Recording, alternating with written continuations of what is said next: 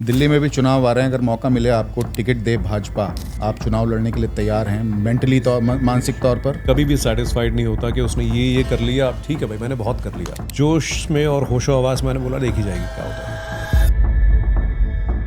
आपको कभी नहीं लगा कि आप एसएस बाजवा साहब की लेगेसी को आगे बढ़ाएं? बिल्कुल भी 1% भी शंका नहीं है दिमाग में कि उनकी लेगेसी को पॉलिटिकली इन्वॉल्व नहीं होना है। चिराग पासवान के साथ दिखते हैं, ये रिश्ता क्या कहलाता है, क्या रिश्ता है जिसमें आपने कोई मर्यादा छोड़ी ही नहीं है किसी तरह की अभद्र भाषा की, ना ही हिचकिचाहट होगी, ना ही कोई शंका रहेगी माइंड में कि मेरे वो घमंड भी। अब क्या सपना रह जाता है अर्जन बाजवा का? जैसे सुशांत सिंह राजपूत तो अचानक से आप जो है एक्सपोज हो जाते हो, फिर माफी वो फिर उसकी माफी नहीं होती। होती उसकी, बिल्कुल ठीक बात है। तो यानी कि अगर अर्जन बाजवा एक्टर ना होते तो पायलट होते। नेकी और पूछ और मैं कहीं से भी नहीं। क्या ये खुमार है, क्या इंतजार है, शायद ये प्यार है शायद। वाह, बहुत बढ़िया। तो डिफरेंस क्या है बेसिकली तेलुगु में और हिंदी फिल्मों में? तो उसमें क्लास का डिफरेंस है, बहुत बड़ा डिफरेंस है। हिंदी इंडस्ट्री में थोड़ा सा हिंदी भाषा से दूर थे हो गए। 2 से ढाई घंटे की फिल्म और एक मल्टीपल एपिसोड वाली वेब सीरीज, वो थोड़ा सा जल्दी मुझे लगता है वो जल्दी बना ली हो गया। हमने। आज दोबारा मुझे लगता है दोबारा उसको रिलीज करना करण अर्जुन की तरह दोबारा से उसको रिलीज करना चाहिए। बिल्कुल ठीक बात है। मधुर भंडारकर को आप कितना अहम मानते हैं अपने फिल्मी करियर में? फर्क कुछ नहीं होता, सही बताऊं तो। बोला कि एक बार फिल्म देख लो, फिल्म देखने के बाद मुझे और लगा कि नहीं करना है। आपका वो एक्सपीरियंस कैसा था? बिल्कुल heart of the western UP में आपको एक फिल्म शूट करने का मौका मिला जिसमें आप मेन लीड में थे। हेलो फ्रेंड्स, बहुत बहुत स्वागत करता हूं आपका अपने इस खास शो न्यूज़ स्कूप अनप्लग्ड पर। और देखो, जैसा मैं हमेशा आपसे कहता हूं ना कि एक बहुत ही स्पेशल पर्सनैलिटी को मैं अपने इस पॉडकास्ट पर लेकर आऊँगा। आज भी उसी श्रृंखला को आगे बढ़ाते हुए एक बहुत ही ख़ास पर्सनैलिटी मेरे साथ मेरे स्टूडियो में मौजूद हैं। बहुत सारी चर्चित बॉलीवुड की फिल्में कर चुके हैं, बहुत बड़ी बड़ी एड फिल्म्स कर चुके हैं, और मैं उनके जीवन को लगभग 15-20 साल से खुद देखता चला रहा हूं, उनकी जर्नी को देखता चला रहा हूं। आपको भी उनसे बहुत मिल करके मज़ा आने वाला है, उनकी बातों को सुन करके बहुत इन्जॉय करने वाले हैं आप। तो मैं बहुत बहुत स्वागत करता हूँ अर्जन बाजवा जी का अपने स्टूडियो पर। अर्जन भाई, बहुत बहुत स्वागत है आपका। थैंक यू सो मच अगन भाई for having me on your podcast. और कैसे हैं आप, पहले तो ये बताइए। मैं बदला नहीं हूँ, वैसे ही हूँ। बदला नहीं है, वैसे ही है। तो पंजाबी में कहते हैं कि हाल चाल है, कहते हैं अगे नालो फर्क है। दिल्ली का एक लड़का जिसकी दमदार पर्सनैलिटी है, बहुत ही दमदार आवाज़ है, और इन दोनों चीज़ों से आपको ईश्वर ने बहुत अच्छे से नवाजा है। मैं आपका बहुत बहुत शुक्रिया अदा करूंगा इस बारे में इतनी तारीफ़ करने के लिए। ऐसा मुझे लगता नहीं ऐसा कुछ है, मगर फिर भी ये है कि जो है बुज़ुर्गों का आशीर्वाद और ऊपर वाले की कृपा। बॉम्बे जाने की इंस्पिरेशन कहाँ से आई अर्जन भाई? बॉम्बे जाने की इंस्पिरेशन अगर आप मानेंगे तो कहीं से भी नहीं, और ऐसा भी नहीं हुआ एक दिन मैंने उठ के सोचा कि भाई कुछ करना है फिल्मों से रिलेटेड, क्योंकि दूर दूर तक परिवार में फिल्मों से रिलेटेड कोई ऐसा था नहीं, ना ही कभी सोचा था। मगर ये ज़रूर है कि मैं स्कूल टाइम से थिएटर करता था। ओके। थिएटर में इन्वॉल्व था, तो ये कॉन्फिडेंस ज़रूर था कि कैमरे के सामने आकर अगर कुछ करने का मौका मिलेगा तो उसमें ना ही हिचकिचाहट होगी, ना ही कोई शंका रहेगी माइंड में कि आता नहीं है करना, या आमतौर पे बोलते हैं ना कि कैमरा ऑन होते ही आप नर्वस हो जाते, तो ऐसी कोई बात थी नहीं। मगर सोचा नहीं था, और मैं तो इनफैक्ट अपनी फ्लाइंग ट्रेनिंग कर रहा था, पायलट बनना चाहता था ज़िंदगी में। बचपन से यही ख्वाब था कि फ्लाइंग करनी है, क्योंकि जब बहुत सारे रिश्तेदारों को लेने छोड़ने एयरपोर्ट जाना होता था तो एयरपोर्ट का माहौल मुझे बड़ा कमाल लगता था। अच्छा, मैं एक वीडियो देख भी रहा था आपका इंटरनेट पे, आपने अपने बॉम्बे के जो फ्लैट के अंदर, घर के अंदर आपने एक तस्वीर लगाई हुई है, उसमें बहुत सारे फाइटर जेट्स हैं एक साथ। जी हाँ, जी हाँ, जी। अच्छा, तो वो मुझे शौक जो है अभी भी वो मेरा उतना ही बरकरार है फ्लाइंग का। राइट। तो मैं स्कूल टाइम पे दिल्ली ग्लाइडिंग क्लब जाता था, ग्लाइडिंग करता था वहाँ पे, ओके। जो एक स्टेपिंग स्टोन था कि आगे जाके जो है कमर्शियल फ्लाइंग करनी है, या एयरफोर्स में भी जाने का प्लान था। बेसिकली जहाज उड़ाने का शौक था। तो मतलब जो इंस्टाग्राम पे आपके वीडियो पोस्टेड हैं जिसमें आप हेलीकॉप्टर में बैठे हैं, हेडफोन और वो आगे पूरा, हाँ, तो you really flying that time? जी हाँ, आई एम फ्लाइंग। ओह। मेरा वो हाल है कि लाइसेंस नहीं है अभी मेरे पास, मगर वो होता है ना कि बिना लाइसेंस के गाड़ी चला लेते हैं, तो वो कर लेता हूँ। तो आप कहीं कह रहे थे कि आप सैन फ्रांसिस्को जाना चाहते थे।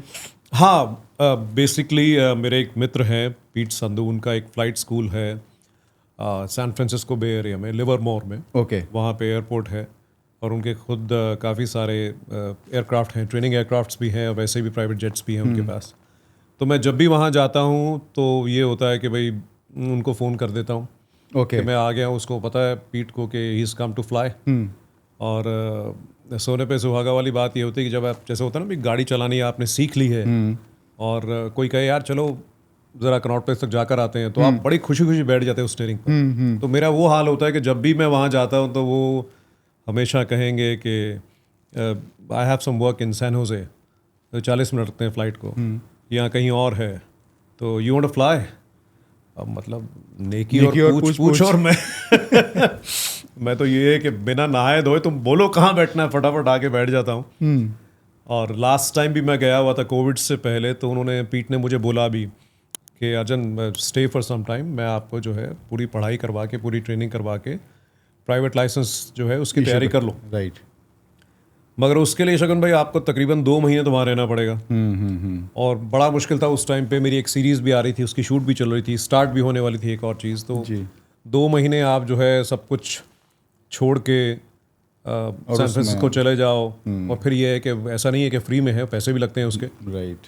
तो वो मौका बना नहीं उस टाइम पे। फिर कोविड आ गया, तो अब ये है कि मैं बहुत उतावला हूँ कि कोई मुझे ऐसी विंडो मिल जाए 2-3 महीने की, जिसमें मैं जाके अपनी एक प्राइवेट लाइसेंस वहाँ से ले सकूं।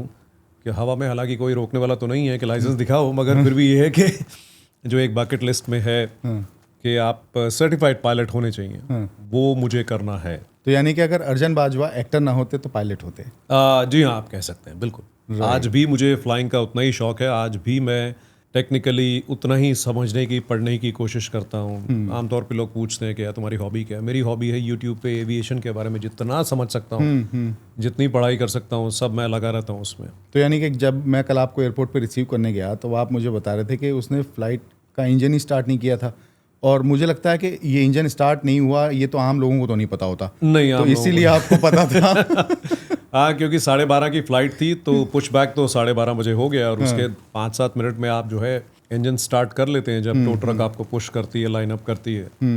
तो मैं बड़ी देर तक देखता रहा कि मतलब क्या चक्कर है, अभी तक इनका ये टरबाइन घूमना चालू नहीं हुआ। तो मैं आधे घंटे के बाद देखा उन्होंने, हो सकता है कुछ टेक्निकल चीज़ हो अंदर। राइट। और आधे घंटे बाद जो है इंजन स्टार्ट हुए, तो आपको इसलिए फ्लाइट भी लेट हो गई थी हमारी। इसलिए फ्लाइट भी लेट हो गई थी। तो आपको ये पता था कि इसलिए फ्लाइट लेट हुई। हाँ, तो हाँ जी, बिल्कुल। बहुत अच्छा।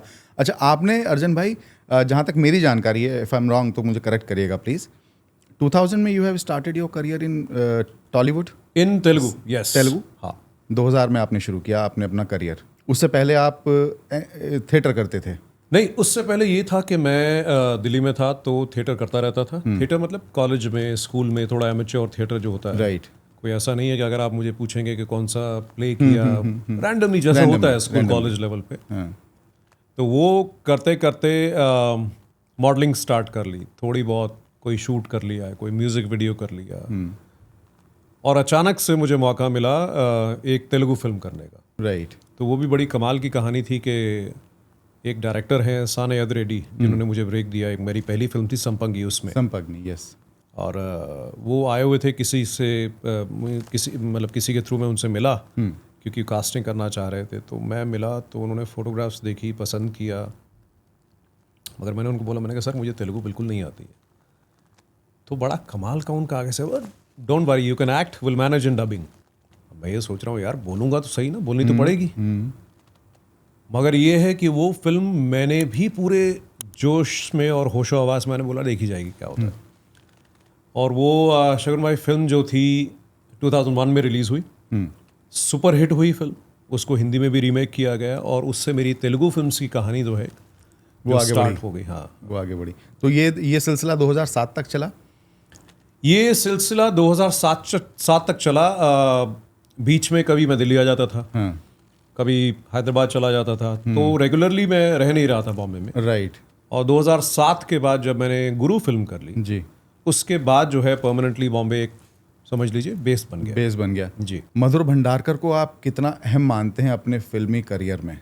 बहुत ज़्यादा, बहुत ज़्यादा। दो कारणों की वजह से। एक तो ये कि उन्होंने मुझे इतनी बड़ी फिल्म में, प्रियंका चोपड़ा जो बहुत बड़ी स्टार थी, मैं तो बिल्कुल नया था उस टाइम पे, जी। उनके ऑपोजिट जो है कास्ट किया एज अ लीड। और दूसरा, शायद ये तो आपको भी पता ही है कि 2007 में मेरे फादर जो थे वो जी जी इस दुनिया से चले गए थे। तो अजीब सी चीज़ें हो रही थी उस टाइम। मुझे तो खैर पता भी नहीं था कि मुझे काम करना है कि नहीं करना है, और कि मैं बॉम्बे वापस जाना चाहता हूँ कि नहीं चाहता हूँ, क्योंकि आपका माइंड सेट ही चेंज हो जाता है। आपको राइट, ज़िंदगी की थोड़ी सी अलग तरह की जो एक असलियत है वो नज़र वो आती नजर है, आती है। क्योंकि फादर का साया तो पहाड़ से बड़ा होता है। बिल्कुल ठीक बात। तो अचानक से आप जो है एक्सपोज हो जाते हो। एक्सपोज होने से मतलब ये है कि आपको समझ नहीं आता कि अब मैं दुनिया से लड़ूं कैसे। तो घर में था, और घर का थोड़ा सा वातावरण ऐसा भी था कि भाई चलो 4 लोग तो हैं घर पे, बॉम्बे में आप अकेले हैं बिल्कुल। तो मुझे ये कंफर्मेशन नहीं थी कि मैं वापस जाऊंगा कि नहीं। ओह, और उसी वक्त मुझे फ़ोन आया मधुर जी के ऑफिस से। किसी ने फ़ोन किया कि उन्होंने कुछ फ़ोटोग्राफ्स देखे। हालांकि मैं मधुर जी को जानता था पहले से, जी। काफ़ी उनसे मुलाकात थी। तो उन्होंने बोला कि यार we like your one of your photographs and can you come and meet us. तो मैंने उनको बताया, मैंने कहा यार मैं तो इस सिचुएशन में हूँ लाइफ के, अब मुझे पता नहीं मैं आ रहा हूँ कि नहीं आ रहा हूँ।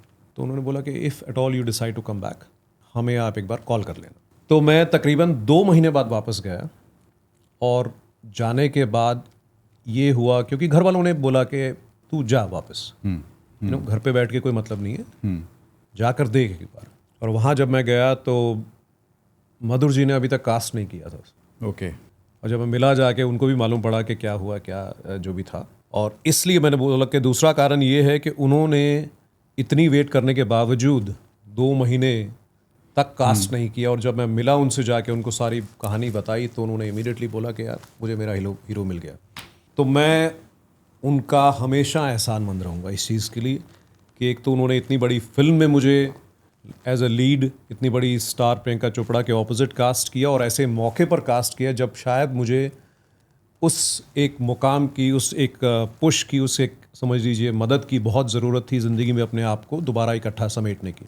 बिल्कुल ठीक बात है। अच्छा, बस ऑलमोस्ट 7 साल आपने तेलुगु इंडस्ट्री में काम किया। उसके बाद भी किया। उसके बाद भी आप करते रहे, और आज भी अगर शायद कोई अच्छा प्रोजेक्ट आता है तो आप करते, क्योंकि हाँ, आज भी तेलुगु इंडस्ट्री की फिल्में सब रीमेक हो करके और डब हो करके, मुझे लगता है बहुत अच्छा काम कर भी रही हैं आज भी। वो भी है, और दूसरा क्या है, मैं आप कहूँगा मेरी स्कूलिंग तेलुगु से है। स्कूलिंग तेलुगु से इसलिए क्योंकि आपने स्टार्ट वहाँ से किया। स्टार्ट वहाँ से किया, यस। गुरु करने से पहले मैं 4-5 पिक्चरें कर चुके थे आप। तो कैमरे के सामने आप पहली बार जब फिल्म में दिखे, फिल्म के पर्दे पर दिखे, तो तेलुगु फिल्म में दिखे। बिल्कुल ठीक है।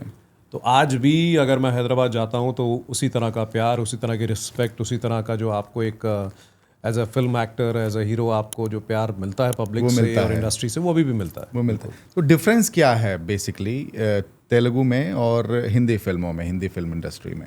देखिए, डिफरेंस था नहीं, अब हो गया। पहले डिफरेंस ये नहीं था कि आज भी देखिए, फिल्म मेकिंग तो फिल्म मेकिंग है, यूनिवर्सल एक मीडियम है, उसमें ऐसी कोई बात नहीं है। मगर मुझे ऐसा लगता है कि हम हिंदी इंडस्ट्री में थोड़ा सा हिंदी भाषा से दूर हो गए।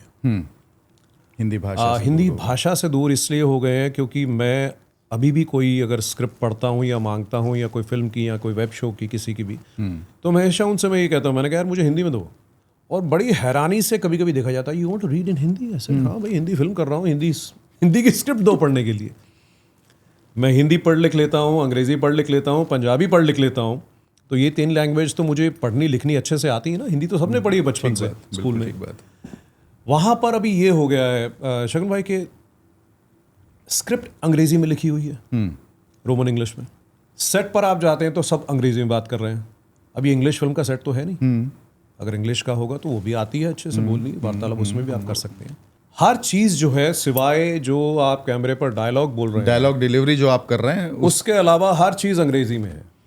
तो आपकी सोच, आपकी लिखाई, आपका सब कुछ जब अंग्रेजी में होगा, तो मुझे लगता है आप अपने जो कोर वैल्यूज़ हैं हिंदी फिल्मों की, उससे दूर होते चले जाएंगे। आप ये मत सोचिए ना कि हिंदी फिल्में जो हैं वो सिर्फ एक बॉम्बे का वेस्टर्न सबर्ब्स का जो एक एरिया है, बांद्रा से लेकर अंधेरी तक, फिल्म इंडस्ट्री सिर्फ वो नहीं है। फिल्में बनती ज़रूर वहाँ पर हैं, ऑफिसेज सारे वहाँ पर हैं, मगर फिल्में तो पूरे हिंदुस्तान के लिए बनती है ना। हर भाषा का, हर वर्ग का, हर स्टेट का इंसान जो है हिंदी फिल्में देखता है। थोड़ी सी जिसको मैं कहूँगा रूटेड हिंदी भाषा, हिंदी कल्चर से रिलेटेड, हमारे भारतीयता से रिलेटेड जो फिल्में बनती थी, हमने कोशिश की है थोड़ा सा उसको मॉडर्नाइज करने की। मॉडर्नाइजेशन भाषा से नहीं होनी चाहिए, भाषा से नहीं होनी चाहिए, टेक्निकली होनी चाहिए। टेक्निकली हम बहुत अच्छे हैं हिंदी इंडस्ट्री में। वहाँ थोड़ा सा मुझे फ़र्क जो है महसूस होता है कि अवार्ड फंक्शंस में भी अगर आप देखें तो सारी की सारी चीज़ें जो हैं वो अंग्रेज़ी में ही चल रही हैं। ये बहुत बड़ा फ़र्क है। ये बहुत बड़ा फ़र्क साउथ की जितनी भी भाषाओं की जिसको बोलते हैं इंडस्ट्रीज़ हैं, हालांकि हर चीज़ साउथ इंडियन सिनेमा नहीं है। तेलुगु, तमिल, मलयालम, कन्नड़ा, 4 अलग अलग भाषाएं एक दूसरे से बहुत अलग। चारों की एक बहुत बड़ी इंडस्ट्री, बहुत अहम फिल्में बनती हैं और बहुत सालों से बनती हैं।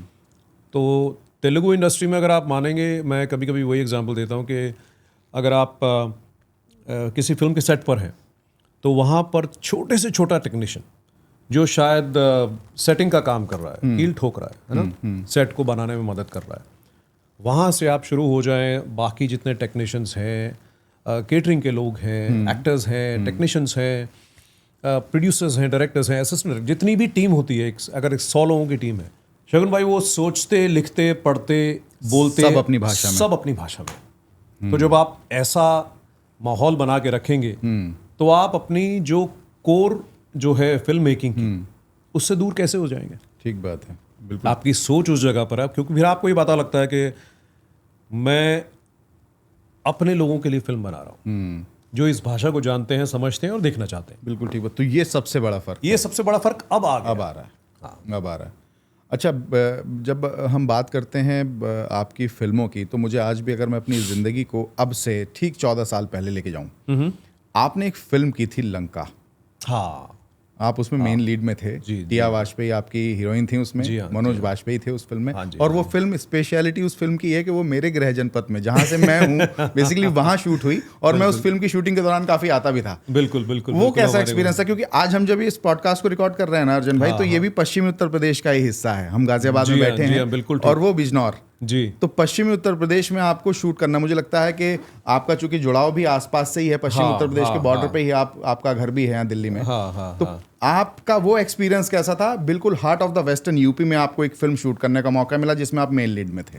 वो बहुत ही कमाल का एक टाइम गुजरा बिजनौर में। मैं पहली बार बिजनौर गया था और 45 दिन तकरीबन हम लोग वहाँ पर थे। तो एक जो आमतौर पे आप जब जाते हैं ना किसी कहानी सुनने या कोई किसी फिल्म के बारे में बात करने, तो आजकल थोड़ा सा एक सिस्टम बना लिया है कि हिंदी हार्टलैंड।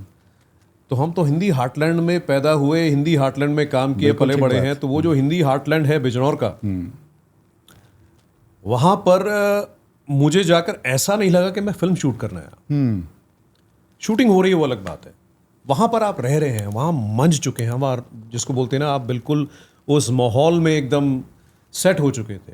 और बिल्कुल भी ऐसा कभी लगा नहीं कि मैं कहीं दूर जाकर काम कर रहा हूँ। हालांकि यहाँ से 2-2.5 घंटे लगते हैं बिजनौर जाने के लिए। और मैं आज तक, आप मानोगे नहीं, वो टाइम को मिस करता हूँ मैं भी, और मनोज भाई भी, मनोज वाजपेयी जी। उनसे भी जब मनोज भाई से बात होती है तो हम लोग हमेशा वापस चले जाते हैं लंका फिल्म के सेट पर। वो सिसोदिया बन जाते हैं वहीं की बातें होती हैं, वहाँ का माहौल, वहाँ का एक जो वातावरण था वो कमाल का था, वो रस चुका है अंदर एक किस्म से। चलिए, बहुत बहुत धन्यवाद। और मैं चाहूँगा कि कोई और फिल्म ऐसी करूँ जो मैं जाकर बिजनौर में या आसपास के जिलों में जाकर जो है दोबारा से एक शूट करूँ फिल्म। बहुत बहुत धन्यवाद, आपने बिजनौर की इतनी तारीफ की। मुझे लगता है कि बिजनौर के जितने भी मेरे दर्शक हैं और आपके चाहने वाले जितने भी, आज बड़ा मजा आ रहा होगा उनको सुनकर के 14 साल बाद उस फिल्म की दोबारा से बात हो रही है। और देखें, मैं तो कहता हूँ लोगों को शायद बहुत अच्छी फिल्म थी, बहुत अच्छी फिल्म थी। आजकल हो सकता है एक यंगर जनरेशन को शायद उसके बारे में पता ना हो। ये ऐसे प्रोडक्शन की फिल्म, हाँ, मगर वो उनको फिल्म देखनी चाहिए क्योंकि फिल्म बहुत कमाल की फिल्म थी। मुझे लगता है थोड़ा सा ऐसा फील होता है कि वो शायद टाइम से पहले आ गए। उस तरह का सब्जेक्ट, उस तरह की एक रॉनेस जो आती है फिल्म में, अब आ रही है। बल्कि अब की फिल्मों में अगर आप देखें तो उसी तरीके की रॉनेस आपको देखने को मिलेगी, लेकिन वो थोड़ा सा जल्दी, मुझे लगता है वो जल्दी बना ली हमने। आज दोबारा मुझे लगता है दोबारा उसको रिलीज करना, करण अर्जुन की तरह दोबारा से उसको रिलीज करना चाहिए। बिल्कुल ठीक बात है। आपने बहुत सारी फिल्में की हैं और मुझे जहां तक मेरी जानकारी अगर सही तो आप करीब 23 फिल्में और बहुत बड़ी बड़ी एड फिल्म कर चुके हैं, हमारा? हाँ जी, तकरीबन 25-26 फिल्में, 25-26 एड्स तो चलिए मॉडलिंग के ज़माने की चीज़ें हैं, और 2 वेब शोज़ कर चुका हूँ मैं। बिल्कुल ठीक बात है। एक ZEE5 पर है स्टेट ऑफ सीज 26/11, जो कि 2008 के ताज अटैक्स के वाक़े के ऊपर। तो अगर मैं आपकी फिल्मों की पहले बात करूं तो फैशन, लंका, गुरु पहले बल्कि फैशन से, उसके बाद में आपकी सन ऑफ सरदार, ये आपकी वो फिल्में हैं जो कि आइकॉनिक हैं। आपने क्रुक की है, आपने हाइड एंड सीक की है, बॉबी जासूस की है आपने विद्या के साथ, विद्या बालन के साथ। क्रुक में इमरान हाशमी भी थे। और अभी आपने एक फिल्म हाल ही में की थी 2-3 साल पहले, 2 साल पहले लगभग, कबीर सिंह, जिसमें आप उसको 3-4 साल हो गए। 3-4 साल हो गए। कबीर सिंह बीच में रुस्तम भी थी। रुस्तम, यस, अक्षय कुमार, अक्षय पाजी के साथ रुस्तम। अच्छा, रुस्तम पे ही आ जाता हूँ पहले मैं। एक अभिनेता के किरदार से, एक हीरो के किरदार से विलन के किरदार में स्विच करना कितना मुश्किल होता है एक एक्टर के लिए? कुछ भी मुश्किल नहीं होता। एक एक्टर कोई भी रोल कर सकता है। हमारे यहाँ प्रॉब्लम ये है कि आपको टाइप कास्ट कर दिया जाता है। शोर में पता क्या होता है, जब आप हॉलीवुड की फिल्में देखते हैं ना, अंग्रेजी फिल्में, तो आप बड़ी तारीफ करते हैं कि यार क्या एक्टिंग की है, ऐसा लगता ही नहीं एक्टिंग कर रहा है, आपस में बात हो रही है, डायलॉग इतने सो इजी बोले जा रहे हैं, क्योंकि वहां पर किरदार के ऊपर ध्यान दिया जाता है, बजाय कि ना सिर्फ कैटेगराइज नहीं है उसमें acting is acting. Acting is acting. और बड़े से बड़े हॉलीवुड के जो दिग्गज हैं, उन्होंने नेगेटिव रोल किए हैं। हालांकि इसको मैं रुस्तम के रोल को नेगेटिव नहीं मानूंगा सच, क्योंकि एक जिसको बोलते हैं रियल लाइफ स्टोरी के ऊपर आधारित है। तो वो एक किरदार थे, अपनी अपनी जगह वो शायद सही मानते थे अपने आप को। उसको कहानी में आप ढालेंगे तो कोई गलत है, कोई सही है, वो आपको दिखाना भी है एक किस्म से। मगर वो मैं अपने करियर की एक अहम फिल्म मानता हूँ, क्योंकि एक तो काफ़ी अच्छी चली, बहुत बड़ी हिट हुई। उससे ये हुआ कि मुझे एक अलग तरह से, एक अलग किरदार में लोगों ने देखा। और नीरज पांडे, टीनू देसाई जिन्होंने डायरेक्ट की थी, नीरज पांडे सर ने प्रोड्यूस की थी। उसमें एक और बहुत बड़ा बैनर था, क्रियाज एंटरटेनमेंट, राइट। प्रेरणा अरोड़ा उसकी प्रोड्यूसर थी, और अर्जुन कपूर उनके साथ में एक प्रोड्यूसर है। तो वो एक ओवरऑल एक्सपीरियंस जो था ना, एक जिसको बोलते हैं आप हिंदी फिल्म, बड़ी मसाले वाली हिंदी फिल्म, जिसको देखकर शायद हम लोगों ने स्कूल में सोचा था यार मुझे ऐसी फिल्में करनी है। उस फिल्म के ऊपर वो माहौल था। और सोने पे सुहागा अक्षय पाजी थे, जिनके हम खुद फैन रहे हैं स्कूल टाइम से। और इलियाना थी, ईशा गुप्ता थी। ईशा भी मेरी बहुत पुरानी मित्र हैं। तो उस फिल्म का माहौल, उस फिल्म की शूट, उस फिल्म का एक ओवरऑल जो एटमॉस्फेयर था, एक पीरियड जो आपने क्रिएट किया था 1950s का, वो बहुत स्पेशल था मेरे लिए। आपकी एक्टिंग को अगर मैं थोड़ा सा पीछे से देखना शुरू करूं और अब तक चला आऊं, तो आपकी एक्टिंग में क्लास झलकता है। क्लास मतलब एक क्लासी आदमी, एक आपका बोलने का तरीका, आपका वे ऑफ टॉकिंग, आपकी पर्सनैलिटी, आपकी बॉडी लैंग्वेज स्पेशली, तो उसमें क्लास झलकता है। चाहे वो आप रुस्तम को देख लीजिए, चाहे वो आपकी वेब सीरीज है बेस्ट सेलर, आप उसको देख लीजिए, या फिर अगर स्टेज ऑफ सीज 26/11 की बात करूं, उसमें आपने एक NSG के अफसर का किरदार निभाया, जो कि रियल लाइफ के अफसर हैं, उनका आपने किरदार निभाया, सुनील चरण साहब। तो जब मैं लंका का किरदार देखता हूं और गुरु में या क्रुक में किरदार देखता हूं, या बॉबी जासूस में देखता हूं, और इनके आपके अभिनय को देखता हूं, तो उसमें क्लास का डिफरेंस है, बहुत बड़ा डिफरेंस है। ये कैसे आपने मोड किया अपने आप को? जैसे मैंने बोला, एज एन एक्टर आप कुछ भी कर सकते हैं। हमारे यहाँ प्रॉब्लम ये है कि आपको टाइप कास्ट कर दिया जाता है। बॉबी जासूस जो फिल्म थी, उसके लिए जब मुझे बुलाया गया तो मेरी दाढ़ी ऐसी बड़ी हुई थी, बाल भी लंबे थे, तो उन्होंने लुक के हिसाब से मुझे बोला कि यार ये वाला रोल तुम्हें करना चाहिए। और मुझे भी ये था कि चलो ठीक है यार, अच्छा एक रोल है इस तरह से, जो थोड़ा एग्रेसिव भी है, थोड़ा सा एक्शन ओरिएंटेड भी है, थोड़ा रफ भी है। तो मैंने कहा मैं अपनी रेंज दिखाता हूँ ना। हालांकि वो फिल्म बहुत ज़्यादा कमाल नहीं कर पाई थी, मगर ये था कि उसमें लोगों ने मुझे एक अलग तरीके से देखा। NSG के रोल के अंदर सुनील चेरोन साहब का जो रोल किया था, वो मुझे लगता है मुझे बहुत नेचुरली उस तरह का एक जो है आर्मी या पुलिस से रिलेटेड जो रोल है, वो मुझे करने का मन भी था, और वो बड़े इजीली आ जाते हैं मुझे। अब मैं चाहता हूँ कि इस तरह की कोई फिल्म करूँ, क्योंकि एज एन एक्टर आप अपने आप को अलग अलग रेंज में, अलग अलग लुक में भी देखना चाहते हैं। जैसे सुशांत सिंह राजपूत ने की थी फिल्म सोन चिड़िया जी, तो मैं चाहता हूँ कि उस तरह का एक डकैत का रोल आप करें, वो भी करूँ।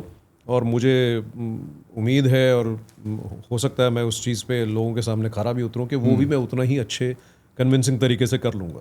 मैं कहीं सुन रहा था, कबीर सिंह में आप शाहिद कपूर के भाई का किरदार निभाना नहीं चाहते थे, लेकिन फिर आपने किया और वो दर्शकों द्वारा बहुत पसंद भी किया गया। वो कहानी थोड़ी सी ऐसी थी कि मुझे एक भाई का रोल नहीं करना था। और संदीप रेड्डी वांगा जो हमारे डायरेक्टर हैं, उन्होंने मुझे बुलाया और उन्होंने मुझे बोला कि एक बार फिल्म देख लो। फिल्म देखने के बाद मुझे और लगा कि नहीं करना है। मगर ये है कि फिर संदीप है, उन्होंने मुझे बोला कि अर्जुन तू यार कर ये वाला रोल और जैसा तेरे को समझ में आता है कर। तो मैंने कहा यार ओरिजिनल स्क्रिप्ट में जो बड़े भाई उनके प्ले कर रहे हैं, जो अपना विजय देवरकोंडा के, वो बड़े डोसाइल से, वो मतलब ऐसा है कि वो बड़े नर्म स्वभाव के हैं। मैंने कहा यहाँ पर मैं फिर टिपिकल एक वो पंजाबी बड़ा भाई होता है ना, जो कान भी खींच लेता है और डांट भी देता है। मैंने कहा मैं वैसे करता हूँ। बोले हाँ जैसा तेरे को समझ में आएगा। तो वो मुझे लगता है कि थोड़ा सा मेरा एफर्ट उस रोल को उस तरह से करने में, बाकी जो संदीप है उनकी जो एक फिल्म मेकिंग का एक स्टाइल है, उन्होंने उस किरदार को बहुत अच्छे से निकाला और बहुत अहम तरीके से उसको कहानी में बुना।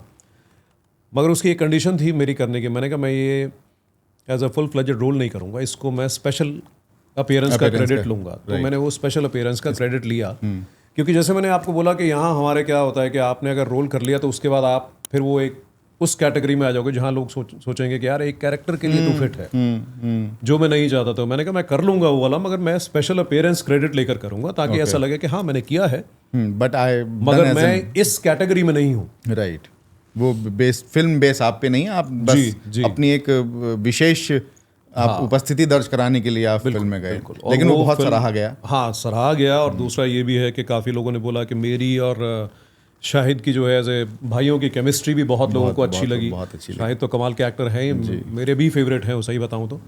मैं उनकी एक्टिंग को हर फिल्म में जो उन्होंने काम किया है, चाहे कमीने हो, हैदर हो, या इस तरह की जो फिल्में जहां उन्होंने रफ टफ रोल प्ले किए, I am a big fan of his work.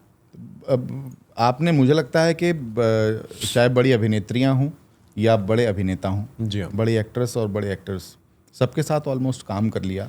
मैं अक्षय पाजी की बात करूँ, अजय देवगन जी की बात करूँ, या अगर बात करूँ मैं अभिषेक बच्चन जी की, उनके साथ इमरान हाशमी, सबके साथ ऑलमोस्ट आपने काम किया है। अब क्या सपना रह जाता है अर्जुन बाजवा का in terms of banner, director और एक्टर? आपका क्या एक ड्रीम है जो आपकी विश लिस्ट में है? बेसिकली बहुत बड़ी विश लिस्ट है। अच्छा, बहुत बड़ी विश लिस्ट है। बहुत बड़ी विश लिस्ट इसलिए भी है क्योंकि एक जो एक्टर होता है ना, शगुन भाई सही बताऊँ, वो थोड़ा सा इस मामले में कभी भी सेटिस्फाइड नहीं होता कि उसने ये कर लिया, ठीक है भाई मैंने बहुत कर लिया। 26 फिल्में करने के बाद मुझे ऐसा लगता है कि मैंने अभी शुरुआत भी नहीं की है।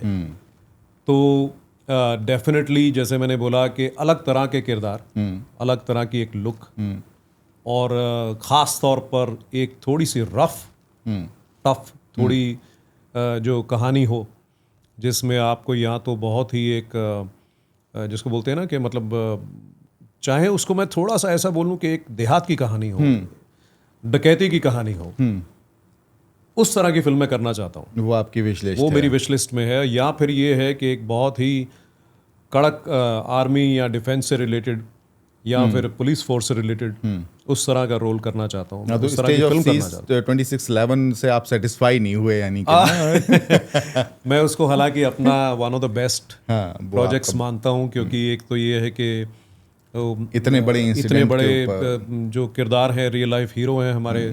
सुनील शरण साहब उस टाइम पे वो कर्नल थे, 2008 के टाइम पे आज ब्रिगेडियर हैं, और आगे उनका है जो भी। तो रियल लाइफ में मिले आप उनसे? नहीं, मेरी मुलाकात उनसे नहीं हुई, बात बहुत बार हुई है। okay. और मुलाकात इसलिए नहीं हो पाई कि एक बार शायद वो बॉम्बे आए थे, तो मैं उस टाइम अमेरिका में था, राइट, जब ये सीरीज़ की हमारी शुरुआत होने वाली थी। मगर मैं इसको रिवॉर्ड भी बोलूँगा, अवार्ड भी बोलूँगा उस सीरीज़ के लिए कि शरण साहब ने मुझे एक बहुत लंबा चौड़ा मैसेज लिखा वो सीरीज़ रिलीज़ होने के बाद कि अर्जुन, जो तुमने पोर्ट्रे किया है, ये सब चीज़ें एग्जैक्टली इसी तरीके से मैं फील कर रहा था उस टाइम पे, और तुमने स्क्रीन पर उस चीज़ को उसी तरह से पोर्ट्रे किया है। तो मैं भी बहुत खुश हूँ कि जो तुमने पोर्ट्रेल किया है इस किरदार को लेकर और सीरीज़ के हिसाब से, वो बहुत काबिल तारीफ़ है। तो मैंने कहा इससे बड़ा रिवॉर्ड क्या हो सकता है कि इतने बड़े नेशनल हीरो, जो NSG का पूरा ऑपरेशन, जो ब्लैक टॉर्नेडो एक ऑपरेशन था जहाँ NSG हमारे यहाँ दिल्ली से पूरी बटालियन उनकी उड़ के गई थी बॉम्बे, उन्होंने उसको लीड किया, उसको हेड किया, कमांडिंग ऑफिसर थे उस पूरे ऑपरेशन के। उनका रोल आपने किया, और वहाँ डर भी बहुत था कि यार कहीं कोई गलती या कोई चूक नहीं हो जाए, क्योंकि क्या होता है कि आप नॉर्मल एक इंसान का कैरेक्टर निभा लें स्क्रीन पर तो आपसे गलती हो भी जाए तो लोग बोलते हैं कोई बात, पूछा नहीं जाता, बट मगर यहाँ पर वो नेशनल हीरो हैं, डिफेंस से रिलेटेड हैं, तो देशभक्ति की जो ऐसी और कोई चीज स्टोरी भी इतनी बड़े घटना के ऊपर घटना है। के ऊपर है, और देशभक्ति की कोई भी चीज जो है उसमें आपसे गलती होना वो जो है वो फिर माफी वो फिर उसकी माफी नहीं नहीं होनी होती उसकी, बिल्कुल ठीक बात है। तो इसलिए बहुत फूक फूक के बड़ा आपको कदम रखना पड़ता है कि मुझसे कोई भी इस तरह की गलती ना हो जाए। हाँ। अच्छा, उसके बाद या उसके आसपास ही आपने शायद बेस्ट सेलर की। जी हाँ, कहानी एक बिल्कुल साल अलग के है। बाद, हाँ कहानी बिल्कुल अलग है और बड़ी दिलचस्प है, बहुत ही ज़बरदस्त आपका किरदार भी है। गौहर खान है उसमें, साथ में आपके श्रुति हसन है, बहुत अच्छी स्टोरी है। मैं अगर आपसे पूछूं कि एक 2 से ढाई घंटे की फिल्म और एक मल्टीपल एपिसोड वाली वेब सीरीज, इसमें कितना फर्क एज एन एक्टर, कितनी कड़ी मेहनत लगती है, कितनी आप सक्सेस एक्सपेक्ट करते हैं और कितनी सक्सेस मिलती है इन टर्म्स ऑफ? देखिए मुझे लगता है शूटिंग में भी बहुत समय लगता होगा एक वेब सीरीज की, ऑफ कोर्स। हाँ, शूटिंग में काफ़ी टाइम लग जाता है क्योंकि आपने एक 2.5 घंटे की फिल्म बनानी है और यहाँ पर आपने जो है एक एटलीस्ट 4-5 घंटे का और मटेरियल उसके फिर वो बनाना है। सीजन्स आते हैं, सीजन्स भी आते हैं, सीजन्स भी उसके, आते हैं। फर्क फिल्म मेकिंग में कोई नहीं, उसी तरह की फिल्म मेकिंग है, मगर ये है कि आप हालांकि मैं ऐसा नहीं कहूँगा कि उसमें टाइम ज़्यादा भी लगता है। कभी कभी कोई वेब शो होता है वो 40-45 दिन में भी ख़त्म कर देते हैं लोग, राइट। क्योंकि उसकी उतनी ही डिमांड होती है। और कई फिल्में हैं वो भी 70-80-100 दिन भी शूट होती हैं। तो बेस्ट सेलर जो थी वो हमने तकरीबन 76 दिन की शूट की थी उसकी, Okay. 75-76 दिन की शूट थी उसकी। ओके, जरूरी नहीं कि सारे दिन मैंने ही शूट किया, मगर उसकी ओवरऑल जो शूट, Overall 8 shoot एपिसोड्स की जो शूट थी, फर्क कुछ नहीं होता सही बताऊं तो। एक मीडियम है सिनेमा को दर्शाने का। ओके। जैसे मैंने पहले भी एक बार कहा था कि फ़र्क ये है कि आपने जो टीवी में चीज़ चल रही है वो आप रिवाइंड नहीं कर सकते, पॉज नहीं कर सकते। फिल्म अगर आप देखने जा रहे हैं तो वहाँ पर ये होता है कि आपकी जो फिल्म छूट गई, लेट हो गए तो छूट गई। आप ये नहीं बोल सकते भैया ज़रा दोबारा 10 मिनट शुरू कर दीजिए। वेब शो में ये होता है कि आपने अपनी कन्वीनियंस के हिसाब से उसको जहाँ से भी आप देखना चाहें उसको आप देख सकते हैं, आप रिवाइंड करके देख सकते हैं, रिवाइंड करके देख सकते हैं, मल्टीपल टाइम्स देख सकते हैं। हाँ, छोड़ दिया बीच में, चल कल देख लेंगे आधा, एक तरीके से। मगर होना नहीं चाहिए, क्योंकि आपकी वेब शो जो है वो इतनी दिलचस्प होनी चाहिए कि आप एक बार शुरू करें तो आप पूरी खत्म करके जैसे ही मेरे साथ होता है, मैं तो एक दिन में एक रात में निपटाता हूँ। मैं एक रात में निपटाता हूँ, मेरे से सब्र नहीं रखा जाता किसी भी चीज को ये भी लेकर अच्छा है, के। आगे और से मैंने बेस्ट सेलर भी एक ही दिन में देखी। क्या बात है, सुबह शुरू की संडे को और रात को 2-2:30 बजे तक वो मेरा सिलसिला चला, बीच में लंच भी हो गया, डिनर भी हो गया। तो आई स्टार्टेड दैट, मैं उसी तरीके से उसको देखता भी, और होना भी ऐसा ही चाहिए जैसा आप भी कह रहे चलिए हैं। मैं इस चीज को अच्छा मानूंगा कि हमारी कम से कम सीरीज इतनी दिलचस्प थी कि आपने एक ही बार में देख ली। स्टेज ऑफ सीज 26/11 भी मैंने एक ही रात में पूरी सीरीज देखी। अरे वाह, क्या मैं एक ही रात में उसको देखा मैंने। और ये अब मुझे लगता है कि एक अभी एक सीरीज अभी मनोज बाजपेयी जी की एक ये आई थी फिल्म, अभी एक डिस्पैच अभी आई है, लेटेस्ट एक फिल्म आई है 2.5 अच्छा, घंटे, वो मैंने 3 बार में कंप्लीट की। अदरवाइज ऑलमोस्ट आपकी तो सारी सीरीजें और सारी फिल्में मैंने एक ही बार में देखी हैं, और सब देखी भी हैं। ऐसा नहीं है कि कोई सी छोड़ी है, या ऐसा नहीं कि मैं आपके सामने बैठा हूँ इसलिए कह रहा हूँ, मैंने सब देखा है, क्योंकि मेरा आपसे लंका की बाद से एक विशेष जुड़ाव रहा है। बहुत क्योंकि आप मेरे होम डिस्ट्रिक्ट में और मेरा जहाँ घर है वहाँ आप, और मैंने उस फिल्म में मेरा बड़ा दिलचस्पी भी रही है। तो खैर उसकी चर्चा मैं बाद में करूँगा, पहले मैं आपके पर्सनल लाइफ पे थोड़ा सा आता हूँ। फिल्मों की बात हो गई, आपके इंस्टाग्राम को जब मैं थोड़ा सा एक्सप्लोर करता हूँ, या आपके सोशल प्लेटफॉर्म्स को जब मैं एक्सप्लोर करता हूँ, तो आप चिराग पासवान के साथ दिखते हैं। ये रिश्ता क्या कहलाता है, क्या रिश्ता है? दर्शक जानना चाहते हैं, भाई हैं, दोस्त हैं, क्योंकि आप बिल्कुल दोनों भाई जैसे लगते हैं। अगर आपको एक साथ खड़ा कर दिया जाए तो there is no difference in between Chirag and Arjun. हाँ, ये मैं इसको अपनी खुशकिस्मती मानूंगा कि हम दोनों भाइयों जैसे दिखते भी हैं और भाइयों जैसे हैं भी। और sorry to interrupt you in between, आपका जो बात करने का अंदाज है, हाँ, उन्होंने एक फिल्म कंगना रनावत के साथ की, जी हाँ, आपने भी कंगना रनावत के साथ फिल्म की है, फैशन। अब ये घुमा फिरा के आप उधर मत ले जाइए, क्योंकि नहीं, मैं उधर बिल्कुल नहीं ले जा रहा हूँ, बिल्कुल नहीं ले जा रहा हूँ उधर आपको। नहीं, चिराग मेरा भाई है, मेरा हालांकि उम्र में मुझसे वो छोटा है जी, मगर हमारा लगाव एक दूसरे से सगे भाइयों जैसा है, सगे भाइयों से भी ज़्यादा है। चिराग के फादर माननीय पासवान जी और मेरे फादर एक दूसरे को जानते थे तकरीबन 90s से। राइट। और चिराग और मेरी मुलाकात हुई जब हम दोनों ही टीनेजर थे। वो थोड़े छोटे थे, मैं थोड़ा बड़ा था। और हमारे ये नोक झोंक ज़रूर चलती रहती है कि छोटा कौन लगता है बड़ा कौन लगता है ये हमारा भाइयों का हमेशा चलता रहता है। मगर ये है कि मैं मेरे वो भाई भी हैं, मेरे दोस्त भी हैं, और मैं ये कहूँगा शगन भाई इस मुकाम पर वो पहुँच गए हैं कि मेरे वो घमंड भी हैं। राइट। चिराग को मैं अपना घमंड मानता हूँ, वो इसलिए क्योंकि जिस तरह के ज़िंदगी के मुकाम से वो निकल कर आए, अब पता ही है सबको, पार्टी का टूट जाना और फादर का जाना, फादर सबसे का पहले। जाना, उसके बावजूद भी जो है, हालांकि वो हारने वालों में से तो है नहीं लड़का, ठीक बात। उस सब के बावजूद, जिसको बोलते हैं अगेंस्ट ऑल ऑड्स, जिस तरह से उसने अपने आप को जो है उभार कर दोबारा इस मुकाम पर पहुंचाया कि आज वो एक माननीय सांसद तो हैं ही, उसके अलावा मंत्री एक हैं। कैबिनेट मंत्री भी हैं। तो इससे मैं ये कहूँगा कि मुझसे ज़्यादा, जिसको बोलते हैं ना, सीना चौड़े करने वाला भाई कोई फील नहीं करता।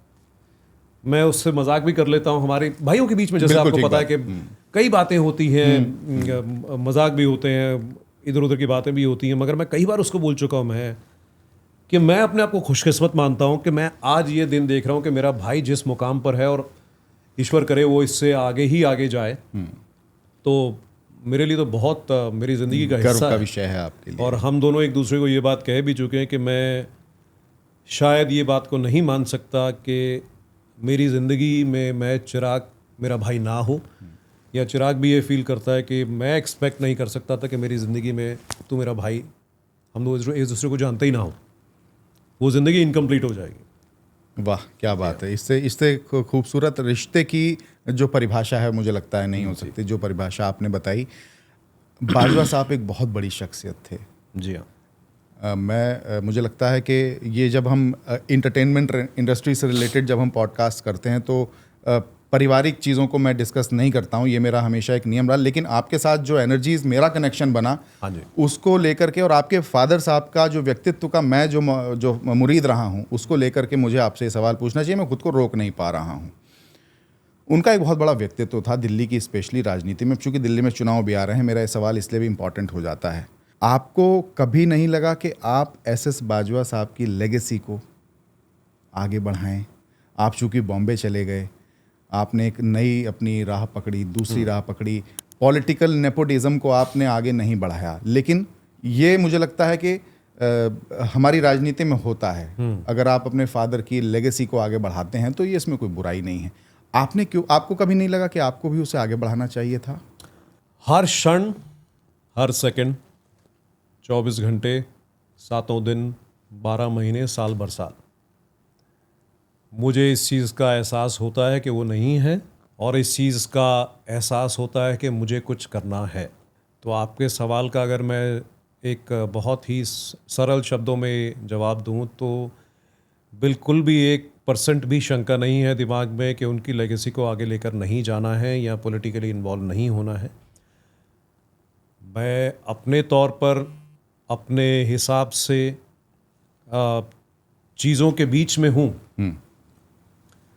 बस ये है कि एक पड़ाव वो वाला मिले, उसकी तलाश है, उसकी तलाश वेट है। कर रहे और हैं दूसरा ये है कि उनके अधूरे काम, क्योंकि उनका व्यक्तित्व, उनका एक जो वजूद या उनकी एक जो छवि थी लोगों के दिमाग में, वो आज तक उसी तरह से बरकरार है। मेरे फादर थे, मुझे तो लगेगा ही। राइट। आप इमोशनली भी डिस्टर्ब होते हैं, आप जो है जिसको बोलते हैं फिजिकल अपीयरेंस उनकी बहुत हमें जिसको बोलते हैं ना ज़रूरत थी, हर इंसान को होता है कि मेरे फादर जो है, मेरे पिता जो है मेरे सामने रहें।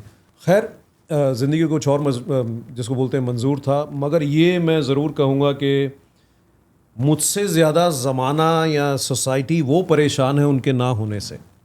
मैं अगर व्यक्तिगत बताऊं तो मुझे लगता है कि आज वो होते, या तो गवर्नर होते, या प्रेसिडेंट होते, या वाइस प्रेसिडेंट होते। बिल्कुल आपने सही बोला, और ये आपका कहना मैं सराखों पर लूँगा, और ये मुझे काफ़ी जगह से सुनने को मिलता है, क्योंकि मुझे लगता है कि भाजपा में उनके वजूद का शायद ही सिख लीडर राइट कोई हुआ हो आज तक। नहीं हुआ। तो मैं ज़रूर ये कहूँगा, बहुत खुले शब्दों में, बहुत जिसको स्पष्ट शब्दों में ये कहूँगा कि उनकी लेगेसी को आगे लेके जाना मेरा कर्तव्य भी है, मेरी जिम्मेदारी भी है।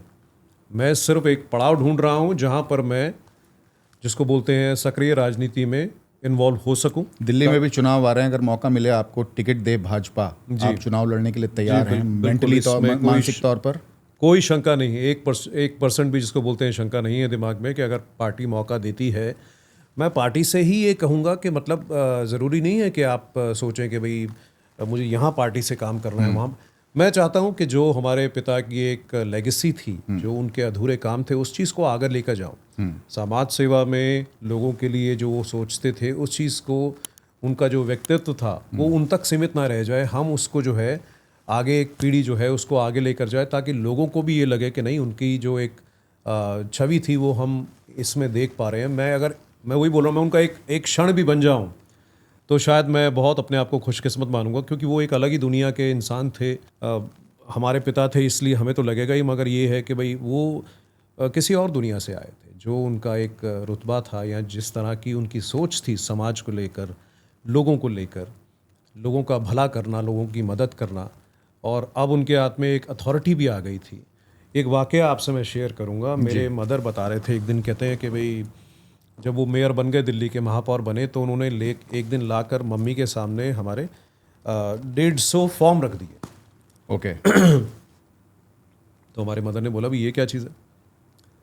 तो कहने लगे, कह रहे ये तेरे और मेरे स्वर्ग जाने का द्वार है। तो कह रहे मैं समझी नहीं। कह रहे भाई आज तक तो मैं जो है खुद की क्षमता से ही करता रहा, अब मेरे पास अथॉरिटी आ गई है कि मैं जो मुझे एक बतौर एक ओहदे से आपको बजट दिया जाता है समाज सेवा के लिए भी, कह रहे उसके हिसाब से मैं 150 लड़कियों की शादी जो है अथॉरिटी से करवा सकता हूँ। तो उसका बजट मुझे मिला है। तो अब ये 150 फॉर्म है। जहाँ जहाँ आपको लगता है कि लोग सक्षम नहीं हैं कि वो पैसे खर्च सके अपनी शादी करने के लिए, बोले सबको करो, मैं सबकी शादी जो है अब करवा सकता हूँ। मगर ये है कि ज़िंदगी कुछ और मंजूर था, वो चीज़ें वो कर नहीं पाए। तो हम चाहते हैं कि उनके जो इतने नेक विचार थे समाज को लेकर, उस वर्ग को लेकर जहाँ पर शायद आप जिसको बोलते हैं पैसे से कभी कभी, राइट, देखिए बड़ी साफ सी बात है, लोग कहें कि नहीं यार पैसा सब कुछ नहीं होता। पैसा सब कुछ नहीं होता, मगर पैसा बहुत कुछ होता है। ठीक है ना। ज़िंदगी में एक अंग्रेज़ी की कहावत है कि money may not be everything in life but it affects everything that is important in life. Right. एक तस्वीर देख रहा था मैं, आपके फादर साहब अटल बिहारी वाजपेयी, स्वर्गीय प्रधानमंत्री श्री अटल बिहारी वाजपेयी जी को तलवार भेंट कर रहे थे। बड़ी ही आइकॉनिक फोटोग्राफ है वो। जी हाँ। वो कब का है, थोड़ा सा उसके वो 2001 का है, जब वाजपेयी जी प्रधानमंत्री थे। राइट। तो माननीय वाजपेयी जी मेरे पिताजी को बहुत ही ज़्यादा स्नेह करते थे, बहुत ही ज़्यादा। तो आप जैसे देखा जाए तो प्राइम मिनिस्टर हाउस में एक पिन भी लेकर नहीं जा सकते, मगर क्योंकि वो गुरपुरब का एक पावन दिन था, तो जितनी भी गुरुद्वारा मैनेजमेंट कमेटी की टीम है, जितने भी हमारे सिख लीडरान थे उस वक्त के, उन सबको लेकर गए वाजपेयी जी के यहाँ पर, उनको मुबारकबाद देने के लिए गुरपुरब की, और उनको तलवार भी भेंट की। वो फोटोग्राफ है, बहुत आइकॉनिक फोटोग्राफ है, और मुझे बहुत गर्व महसूस होता है कि इतने बड़े नेता, हमारे देश के दिग्गज प्रधानमंत्री, उनके साथ में जो हमारे फादर जो हैं वो भी खड़े हुए हैं। तो मैं चाहता हूँ कि इस तरह की चीज़ें दोबारा मैं, ऊपर वाले का आशीर्वाद रहा तो दोहरा सकूँ।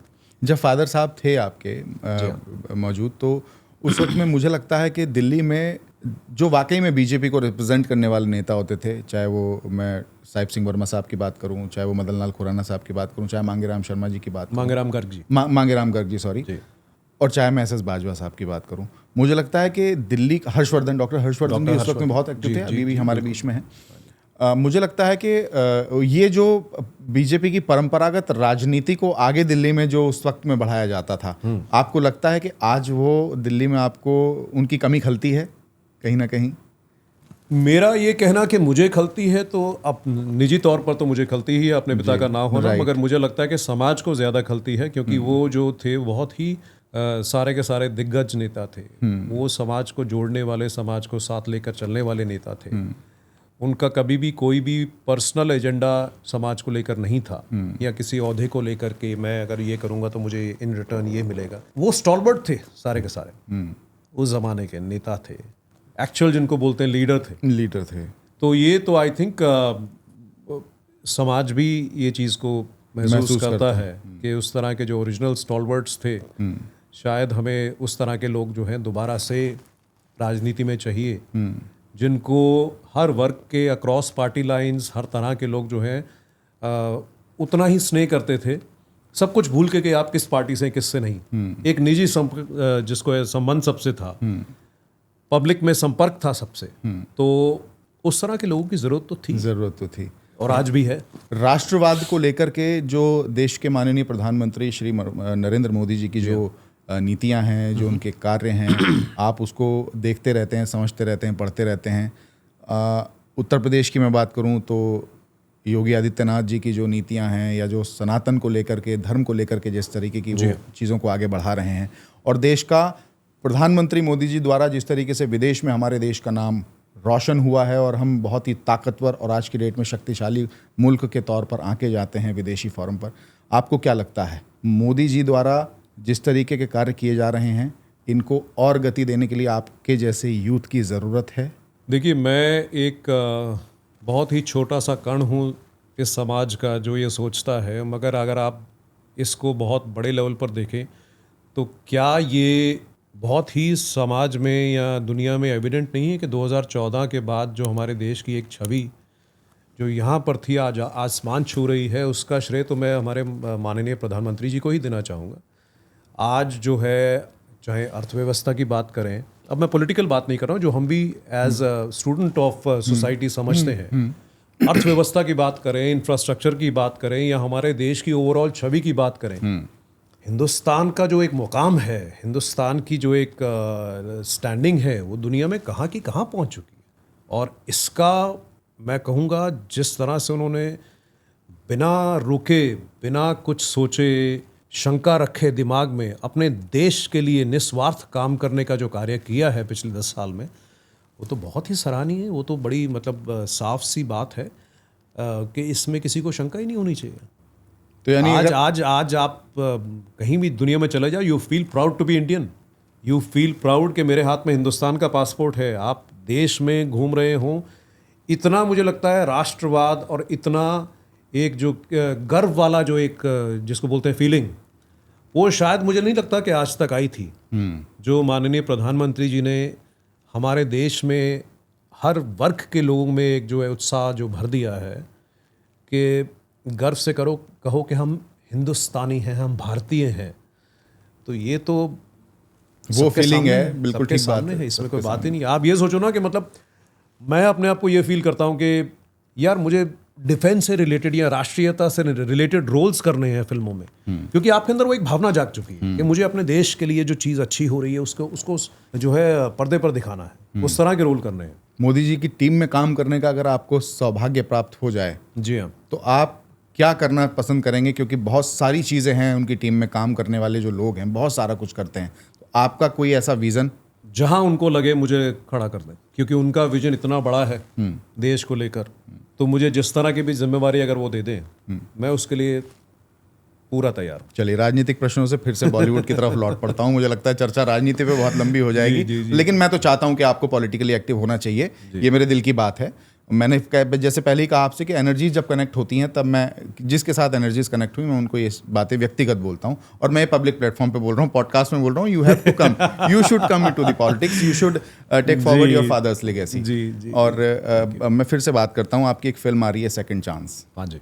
पहली बात तो मैं अपने कैमरे पे ऑन कैमरे आपसे एक प्रॉमिस लेना चाहूंगा, जब वो रिलीज होगी प्रमोशन के लिए आपको मेरे पॉडकास्ट पे पूरी टीम के साथ आना है। बिल्कुल ठीक है जी, बिल्कुल। क्या है उस फिल्म में, थोड़ा सा अगर बताना चाहें, अगर आपका मन करे। नहीं, ऐसा नहीं है, उसमें कुछ छुपा नहीं है। एक थ्रिलर फिल्म है जो हमने पिछले साल लंदन में शूट की थी। राइट। और एक बड़ी अच्छी कहानी है एक लड़के के बारे में जो ना चाहते हुए भी शायद थोड़ी सी मासूमियत जो होती है, एक मासूमियत भी नहीं कहूँगा, एक मोमेंट ऐसा होता है जहाँ वीक मोमेंट में वो शायद कुछ ऐसा स्टेप ले लेता है, राइट, जिसका एक रिपरकर्शन जो होता है वो बहुत ख़राब होता है। ओके। तो वो ऐसे दलदल में गिरता है कि वहाँ से जितना वो निकलने की कोशिश करता है फंसता चला जाता है, मगर एंड में जो उसका एक क्लाइमैक्स है वो बड़ा काबिल तारीफ है कि ये सब एक, अब मैं आपको स्टोरी रिवील मत करिए प्लीज, स्टोरी रिवील। उसको लाइफ में समझ लीजिए एक सेकंड चांस मिलता है, इसीलिए फिल्म का टाइटल भी सेकंड चांस है कि भाई अब आपके सामने ये दोबारा वही रास्ता आया, अब आपको लेना है कि नहीं लेना, तो उसको सेकंड चांस मिलता है जहाँ वो कहता है भैया जो गलती मुझसे हो गई पहले, अब मैं नहीं करना चाहूँगा। ओके, तो ये फिल्म है आपकी। अच्छा, बड़ा ही एक आपका आइकॉनिक सॉन्ग है, फैशन फिल्म का ही है, और मुझे लगता है कि अर्जुन बाजवा को उस गाने ने एक बहुत ज़बरदस्त पहचान दी है जी। और आप चूंकि गाते भी हैं उस गाने को, मैंने सुना है। तो मैं चाहूंगा कि मेरे दर्शक भी सौभाग्यशाली खुद को महसूस करें कि आप उसकी 2 पंक्तियां अगर आप सुनाएं तो। अरे यार, पता क्या प्रॉब्लम क्या होती है, अगर आप गुनगुना रहे होते हो, जब कोई गाने के लिए बोल देता है ना, तो बीच में आप लाइन भूल जाओ तो ऑडियंस भी कहेगी कि इसको बेवकूफ, नहीं तो आप खुद का गाना याद नहीं है यार। नहीं, आप नहीं भूलोगे, मुझे पता है। नहीं, मैं याद कर रहा हूँ कि कहाँ से शुरुआत की जाए। हाँ। कहना ही क्या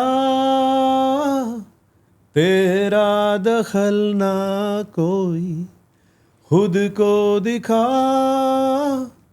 खुद की शक्ल का कोई, क्या ये खुमार है, क्या इंतजार है, शायद ये प्यार है शायद। वाह, कुछ खास है, कुछ पास है, कुछ अजनबी एहसास है, कुछ दूरियां नजदीकियां, कुछ हंस पड़ी परछाइयां। वाह वाह, बहुत अच्छा गाते हैं आप, बहुत मुझे अच्छा लगता है गाते मैंने हैं। वर्ड्स की काफी गड़बड़ की है। हाँ, नहीं, कोई बहुत जो भी था बहुत अच्छा था, और आपने कोई वर्ड की गड़बड़ भी नहीं की, क्योंकि ये तो मुझे लगा कि एक्टर से गाना गवाना और एक्टर का गाना गाना, मुझे लगता है अपने आप में बड़ी बात होती है कि नहीं, एक्टर। आजकल तो सभी गाते हैं।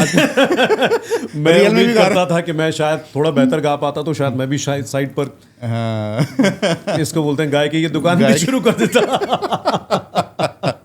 ओके, अच्छा, आप यूथ को रिप्रेजेंट करते हैं, इंडस्ट्री हो चाहे पर्सनल लाइफ हो, सोशल लाइफ हो, सोशली भी, और नए यूथ जो who wants to come into the industry, उनके लिए आपका क्या संदेश है? मुझे लगता है कैमरे पे देखकर आप उनको कोई अपनी तरफ से संदेश दें, what they should done, what they should not. देखिए, स्टूडेंट ऑफ सिनेमा मैं अपने आप को कहूँगा, मैं अपने आप को ये कहूँगा कि मैं, और हर इंसान जो सिनेमा में काम करता है वो स्टूडेंट ही रहता है सारे में। डे बाय डे सीखता है, चाहे वो डे बाय डे सीखता है, चाहे वो बहुत बड़े मुकाम पे सुपर स्टारडम पे भी पहुंच जाए, तब भी उसको ये होता है कि अब मैं नया कुछ करके क्या दिखाऊं।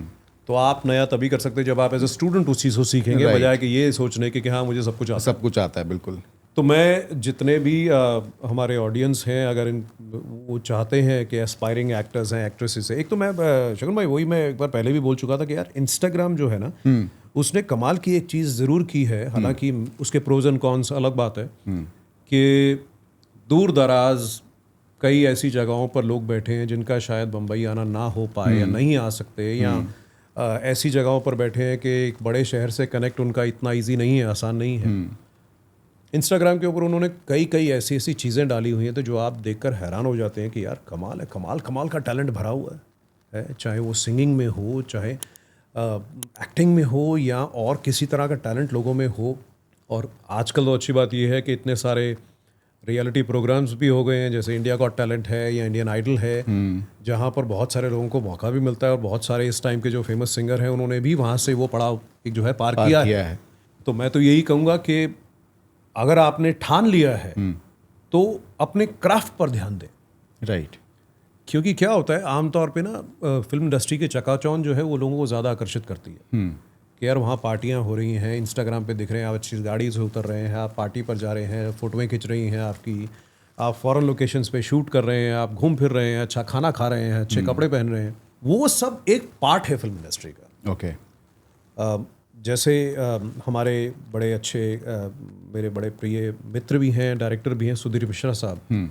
सुधीर सर एक बड़ी कमाल की बात कहते हैं यार जो एक्शन और कट जब डायरेक्टर बोलता है ना, तो आपकी जितनी भी एनर्जी है, जितना भी आपका एक जिसको बोलते हैं हुनर है, वो सारा का सारा उस एक्शन और कट के बीच में डाल दो।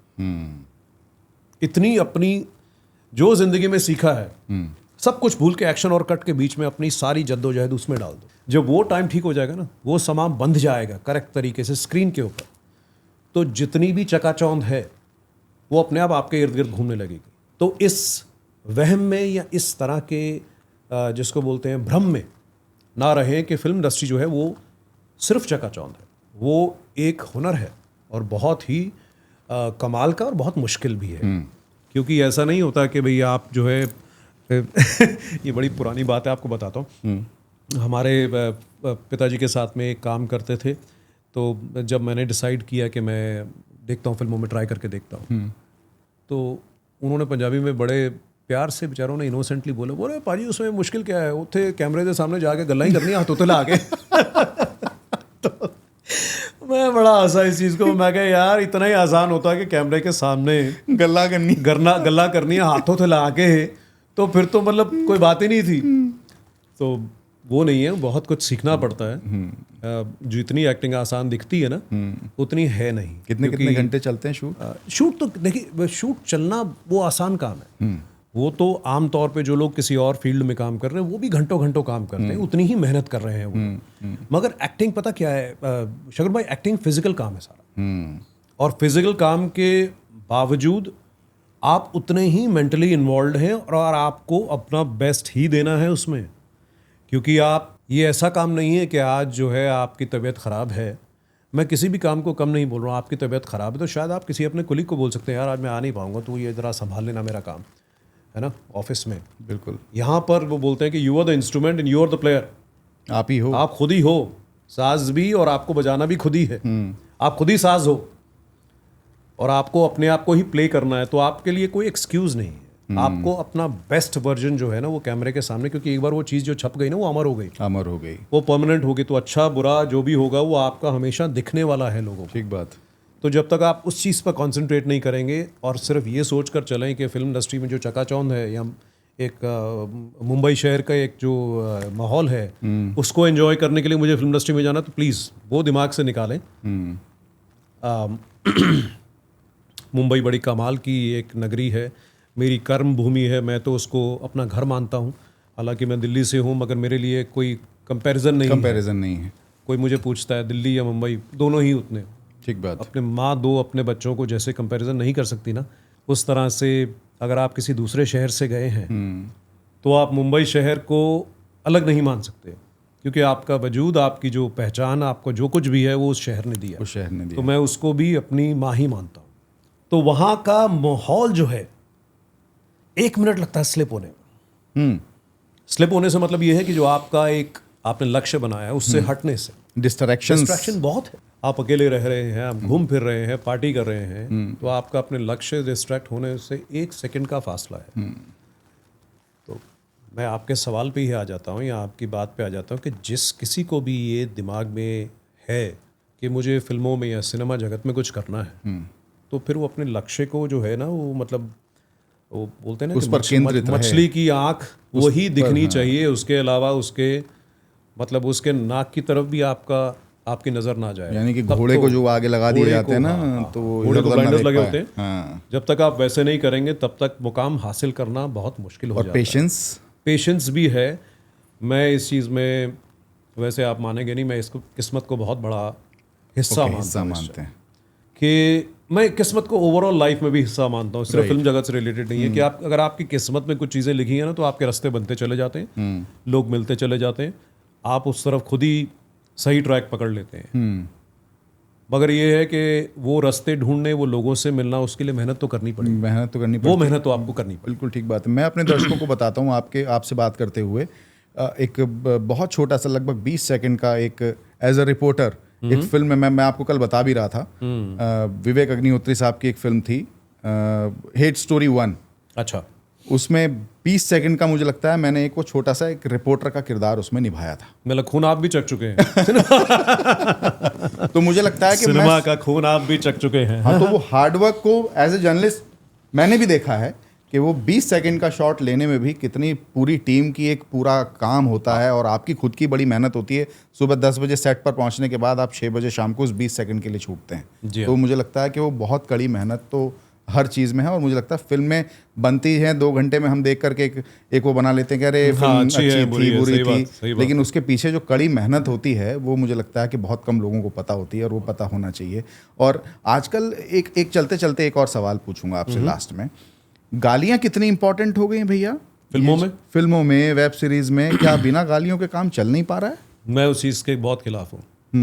पता नहीं किसने अलाउ किया, सही बताऊँ। इसकी परमिशन किसने दे दी है कि क्योंकि वो सिनेमा है तो क्योंकि क्या है, society apps cinema, cinema apps society. जो कुछ भी आप पर्दे पर दिखा रहे हैं वो सोसाइटी से उठाई हुई ही चीज़ें हैं। मगर इसका मतलब ये थोड़ा ना कि जो सोसाइटी में अगर कोई भद्दा व्यवहार हो रहा है, गाली गलौच, वो भी आप जो है स्क्रीन पर डाल दें। हो सकता है मुझसे भी कई जगह पर ऐसा हुआ हो। इस अर्थ का अनर्थ हो गया। कहते थे ना कि फिल्में समाज का आईना होती हैं। हाँ बिल्कुल। और आप आईना जो है इतना गलत अगर दिखाएंगे जिसमें आपने कोई मर्यादा छोड़ी ही नहीं है किसी तरह की अभद्र भाषा की, या फिर कुछ ऐसी चीज़ें जो एक निजी ज़िंदगी का हिस्सा होती हैं, अगर आप उसको भी ओपनली दिखाना शुरू कर देंगे स्क्रीन के ऊपर, और इसको आप नहीं देंगे कि आप एक नाम दे देंगे कि यार you are trying to titillate the audience, तो ऑडियंस तो यार आज से पहले भी जो है 50 से लेकर 2000 के दशक तक जितनी फिल्में बन रही थी उसमें भी सुपरहिट फिल्में थी। आज तक उनके 3-3 वर्जन रीमेक होते हैं, उसके अंदर कहानियां हैं, उसमें किरदार हैं। कहीं आपने गाली गलोच या इस तरह के कुछ जिसको बोलते हैं सीन्स का कभी आपने देखा नहीं था। बिल्कुल ठीक बात। इस चीज़ के मैं खिलाफ हूँ, क्योंकि इस सिनेमा में ऐसा नहीं होना चाहिए कि आपको फ्रीडम ऑफ स्पीच के नाम पर, कुछ भी चले, फ्रीडम ऑफ एक्सप्रेशन के नाम पर कुछ भी चले जाए। थोड़ा मर्यादा, थोड़ा एक डेकोरम, थोड़ा वो तो हमें सिनेमा को मेंटेन करना पड़ेगा ना। तो फिर ये है कि सड़क पर अगर किसी की लड़ाई हो रही है और एक दूसरे से वो खराब भाषा में वो कर रहे हैं, तो उसमें और सिनेमा में फ़र्क क्या रहेगा? एस्पिरेशनल वैल्यू क्या रहेगी आपकी? सिनेमा एक एस्पिरेशनल वैल्यू भी है ना। ठीक बात। आप सिनेमा क्यों देखना चाहते थे? आप अगर आप देखेंगे तो कई बार ऐसा होता है ना कि हम खुद फ़ैन रहे हैं भाई। मैं स्कूल में होता था मुझे कि यार मुझे अक्षय पाजी जैसी फिटनेस चाहिए। मैं तो खुद भी मार्शल आर्ट्स में हूँ, टाइक्वांडो में हूँ। वो भूल गया पूछना मैं आपसे। हाँ, मैं ब्लैक बेल्ट हूँ टाइक्वांडो में।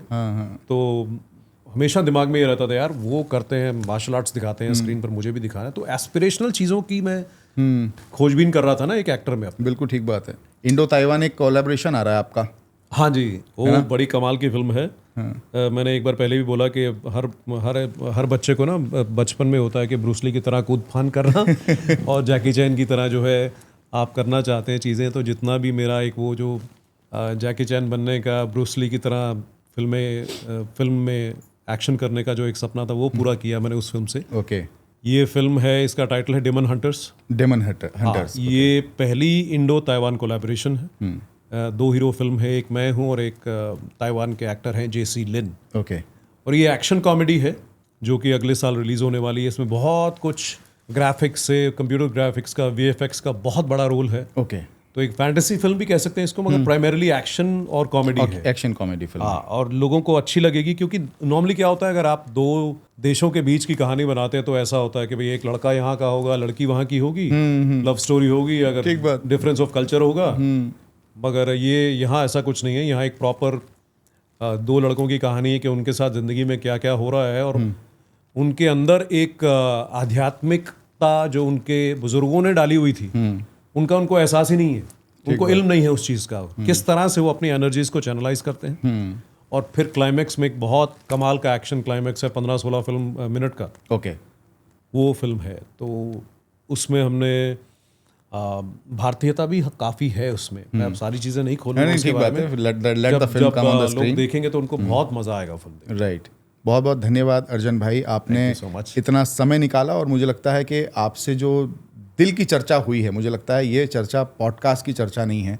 आपसे बहुत ही आत्मीयता के साथ एक बातचीत हुई और बहुत ही अच्छे वातावरण में बहुत अच्छी आपसे बातचीत हुई। बहुत कुछ मुझे लगता है दर्शकों को आपसे सीखने को भी मिलेगा, आपकी जर्नी स्पेशली, और आपके जो निभाए गए किरदार हैं अलग अलग फिल्मों पर जो हमने बात की, उससे बहुत कुछ सीखने को मिलेगा। और मैं चाहूँगा व्यक्तिगत रूप से कि आपको राजनीति में आना चाहिए। आप जैसे व्यक्तित्व वाले व्यक्तियों की कमी है इस देश की राजनीति में, आप जैसा सोच रखने वाले लोगों की कमी है इस देश की राजनीति में, और दिल्ली की राजनीति में ख़ास तौर से। तो मैं ईश्वर से भी प्रार्थना करूँगा कि आपके लिए वो राहें आसान करे, और आप जिस पड़ाव की तलाश में हैं वो पड़ाव आपको जल्द से जल्द मिले। ये मेरी शुभकामनाएं और मेरी प्रार्थना आपके लिए हैं। बहुत बहुत धन्यवाद, आपने मेरे लिए समय निकाला अर्जन भाई। तो दोस्तों, ये थे अर्जन बाजवा जी। बहुत सारी फिल्मों में काम कर चुके हैं, जैसा कि मैंने पहले ही बताया। बहुत ही खूबसूरत सी पर्सनैलिटी हैं।